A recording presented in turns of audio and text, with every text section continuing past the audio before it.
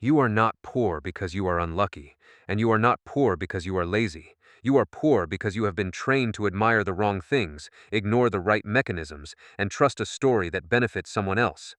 And here is the part nobody wants to say out loud. The system did not design itself to help you get rich. It designed itself to sort you, to keep most people working, paying bills, and watching other people own the game from a distance. This is not financial advice. This is financial education, and in 2026, education means looking at the ugly parts you were never taught. You will not like what you hear, but you will understand it. And understanding is the beginning of escape. Right now, you are being squeezed from every direction. Jobs are vanishing under the pressure of AI, not just in theory, but in real schedules, real hiring freezes, and real job descriptions that suddenly require AI literacy from people who have been doing the same task for 10 years. Inflation may have cooled on paper, but your paycheck still does not buy what it bought in 2019. Housing prices did not just go up, they decoupled. Wages did not catch up. And the people who run the system keep telling you it is temporary, while they quietly design policies that reward asset owners and punish everyone else. So what does any of this have to do with a book like Think and Grow Rich? Everything. Not because the book is magic, because it forces a specific kind of thinking that most people were trained to avoid. It trains you to stop begging for safety and start building leverage.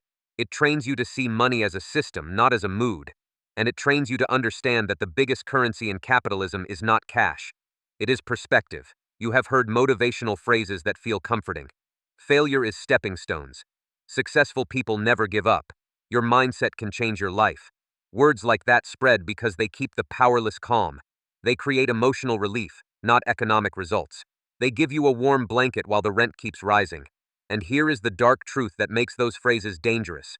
If you absorb them the wrong way, you end up chasing feelings instead of studying mechanisms.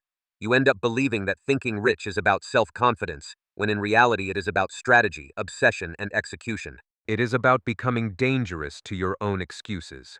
Think Rich to Grow Rich is not a collection of comforting quotes. It is an attempt to identify patterns across people who actually accumulate wealth, not inspirational wealth like a big audience. Real wealth, real ownership, real capital. Let me explain why that matters in 2026. In the early years of every economic change, everyone copies the surface. They copy the tools, they copy the slogans, they copy the advice influencers repeat to feel relevant. Then the deep structure wins. The deep structure is who controls information, who controls distribution, who controls capital, and who has the patience to outlast ordinary people. Ordinary people are still waiting for the market to reward their effort. Wealthy people understand that the market rewards coordination, access, and leverage. Ordinary people treat money like a result. Wealthy people treat money like a system you can plug into. Now I want you to hold one thought. When you ask, where does money come from? The only honest answer is, it comes from people and institutions that know how to capture value. Value capture is not romance. It is design. It is persuasion. It is negotiation. It is risk management. It is distribution. So the question becomes, why would the people who truly capture value ever share their whole playbook? If you ask hundreds of billionaires for their secrets, will their answers help? Or will they give you something that sounds profound but changes nothing? The story behind Think and Grow Rich starts with that exact problem. Napoleon Hill was not born into privilege. He was a poor journalist, the kind of person who had to earn access one interview at a time. He needed information, and he understood a brutal rule. If you want to know how a machine works, you have to study the operators, not the crowd applauding from the seats. Napoleon Hill approached Andrew Carnegie, the steel magnate who could shape industries with a single decision. Carnegie asked him a direct question. Would he be willing to work for him? Carnegie then set him the real task. Not to write inspiring lines, to interview the successful people, to find the common patterns, to turn their individual experiences into something repeatable. Notice the method. It was not believe in yourself. It was investigate success, extract structure, and document the rules. Hill worked for about 30 years, collecting information, comparing outcomes, and testing whether these patterns were real or just anecdotes. That is why the book survives. It is trying to do the one thing most wealth content avoids. It tries to build a model. Now, in 2026, your model is being attacked constantly. Social media sells you a fantasy of passive income. You watch creators talk about side hustles while they are secretly supported by sponsorships, brand deals, affiliate revenue, and an audience that they built when the algorithm still rewarded consistency. Then you measure your life against their highlight reel, and you feel like you are failing personally, instead of recognizing that you are being marketed to. That is not your fault. It is designed to work on people like you. It turns the complexity of wealth building into a simple story. Work hard, think positive, and money will eventually notice you. But wealth does not notice people. Wealth notices leverage. So let us begin with the first uncomfortable adjustment. You need to stop emotionally worshiping the poor and start intellectually respecting competence. In the original story, the author says something that sounds harsh to modern ears: hate poverty, love wealth. In English, we might soften it into respect wealth. But let me tell you why the harsh version is still accurate. Because most people are not just indifferent to wealth, they are hostile to it. They are trained to see wealth as suspicious, as immoral, as unfair. That mindset might protect your ego from guilt, but it also blocks your learning. If you are determined to hate what works, you will refuse to study it. You can hear it in people's daily language. Don't praise the rich. They got lucky. It is all corruption. Success is just exploitation. And then those same people scroll until midnight, argue on forums, and somehow still believe they deserve the same outcomes. Let me make it personal, because it is personal. Picture a 32-year-old nurse named David. He is exhausted. He works late shifts. He picks up overtime. He tries to eat cheaper. He tries to save. He is not stupid. He is not lazy. He does everything the good advice says to do. Then one day he sees a real estate listing in his area. The price is so high that his brain tries to reject reality. He realizes that if he saves for a decade, he still might not qualify. He goes online and watches someone tell him the solution is mindset. He feels calmer for 10 minutes, then he goes back to check his bank app and sees the same problem. Rent went up, insurance went up, grocery prices went up, his purchasing power is bleeding. Now here is where the story turns ugly. David meets a friend who is also struggling, also angry, also convinced the system is rigged. They share misery.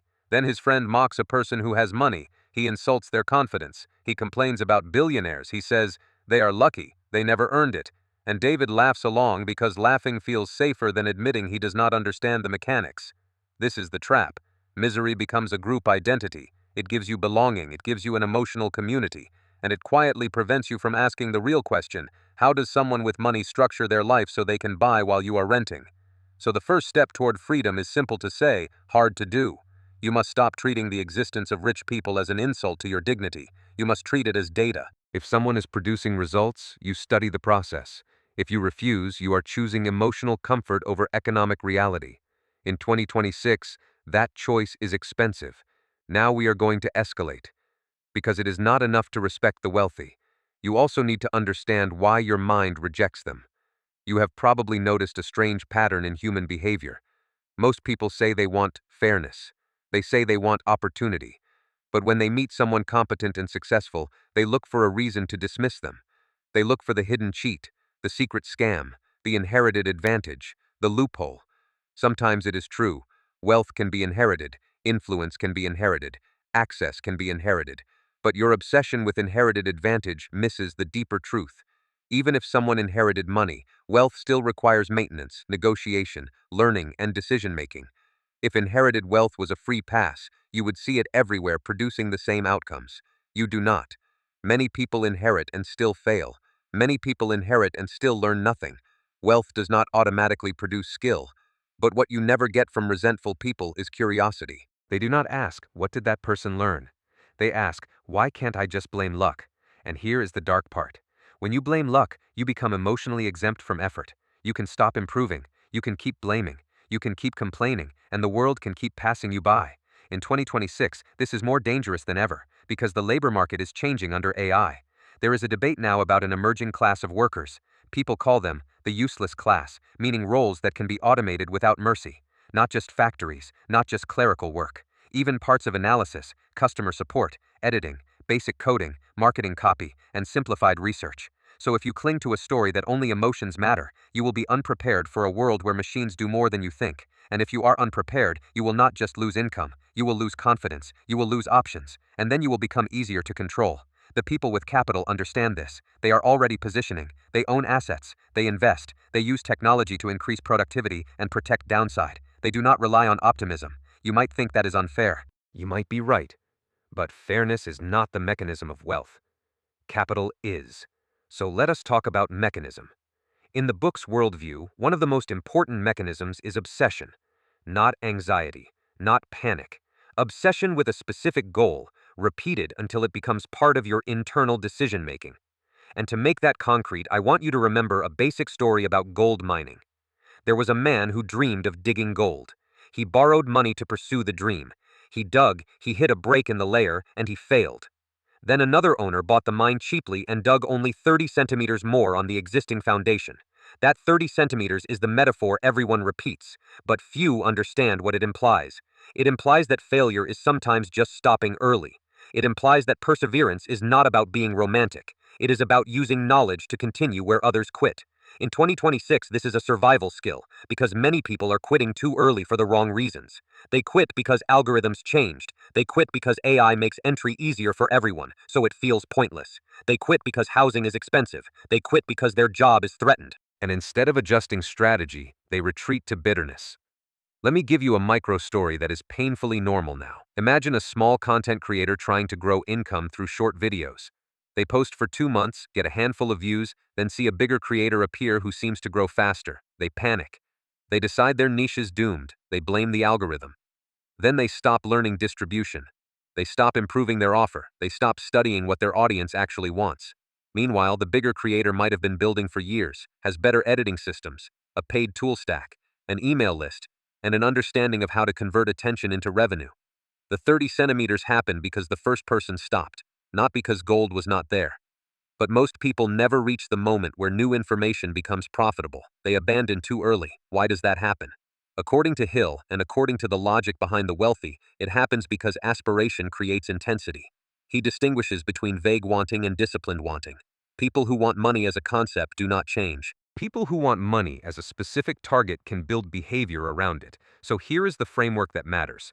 You need a specific number, not a vibe, not a wish, a number. If you tell yourself, I want to make a lot of money, your brain has no direction. It cannot measure progress. It cannot compare options. It cannot evaluate decisions. In a world where inflation quietly reduces your lifestyle every year, you need numbers to stay honest. Now, in 2026, honesty is survival. Inflation may have cooled, but real purchasing power does not always rebound. Your cost of living is sticky. Insurance markets in some regions are collapsing into price chaos. Migration costs are rising in places that are affected by extreme weather and economic disruption. Governments and landlords reprice risk. And even if headline rates stabilize, the lived experience is still painful. So vague goals become a luxury. Specific goals become a weapon. Next, you ask yourself what you are willing to pay, not with words, with time, with effort, with discomfort. Hill's logic is ruthless. If you want the outcome, you must accept the price. If you refuse the price, you are not seeking wealth. You are seeking a fantasy where you stay comfortable and still get rich. Comfort is not compatible with wealth building when the economy is aggressive and competition is high. AI has raised the baseline for many tasks. It has lowered the cost of entry for certain kinds of content, coding, and analysis. That means you are not competing with yesterday's workforce. You are competing with a world where many people can produce output quickly using tools. So what becomes scarce? Attention, access, trust, distribution, relationships, brand, execution quality, risk tolerance, and yes, persuasion. Wealth is not just producing, it is capturing. It is convincing someone that the value you offer is worth giving away their money to you. That brings us to something the book does not shy away from. It is comfortable to talk about investing. It is comfortable to talk about saving. It is comfortable to talk about motivation. It is not comfortable to talk about selling. Most people hate the idea of being a salesperson. They think selling means manipulation. They think it means tricking desperate people. They think it means being pushy. But in reality, every adult in a functioning society is constantly selling something. If you negotiate your salary, you are selling your value. If you apply for jobs, you are selling your skills. If you date, you are selling your personality and your stability. If you ask your landlord for repairs, you are selling your continued tenancy. If you want your child to do homework, you are selling a story about consequences and reward. In a capitalistic world, value does not move without persuasion. Now think about 2026 specifically. Who sells the most effectively right now? Not the person with the best education, not the person with the most potential, not the person who reads the most. It is the person who understands distribution and messaging. It is the person who can package ideas into outcomes. It is the person who can reach the right audience at the right time and explain why their offer matters. If you avoid selling because you feel morally superior, you might still get employment, but you will struggle to build wealth. Employment is not wealth creation. Employment is wage extraction. Wage extraction is the system taking your time and giving you just enough money to survive. Then you work again. Then you repeat. Then you watch asset prices rise, and you wonder why you are always catching up instead of owning. So when people tell you selling is beneath you, ask yourself a more serious question. Beneath you compared to what? Compared to being replaced by a machine? Compared to renting forever? Compared to having your retirement promises get stretched further into the future?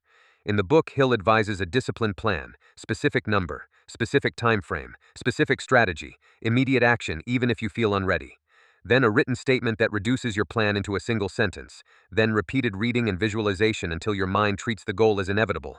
You might hear this and roll your eyes. You might think it is superstition. But the reason it works is not magical thinking. It works because it forces you to do three things that most people do not do. First, it forces clarity. Second, it forces commitment.